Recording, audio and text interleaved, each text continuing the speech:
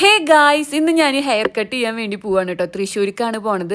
Hair കട്ടിൻ്റെ full vlog ഞാൻ എൻ്റെ ചാനലിൽ ഇട്ടിട്ടുണ്ട്. എല്ലാവരും സബ്സ്ക്രൈബ് ചെയ്ത് കാണാം. അപ്പോൾ നമ്മൾ ഹെയർ കട്ട് ചെയ്യാൻ വേണ്ടി പോണത് ഫാബ് സിഗ്നേച്ചർ സലൂണിലാണ് കേട്ടോ. അപ്പോൾ അവിടെ പോയപ്പോൾ അത്യാവശ്യം തിരക്കൊക്കെ ഉണ്ടായിരുന്നു. പിന്നെ എൻ്റെ ഫ്രണ്ട് കുഞ്ഞൊക്കെ ഉണ്ടായിരുന്നു കേട്ടോ. അപ്പോൾ നമ്മൾ വെയിറ്റ് ചെയ്ത് ഇങ്ങനെ ഇരിക്കുകയാണ്.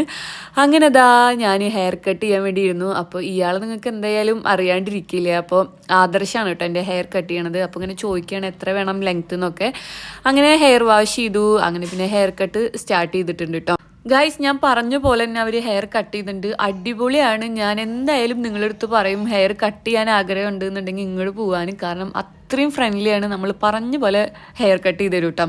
അപ്പോൾ ഇതാണ് എൻ്റെ ഫൈനൽ ലുക്ക്.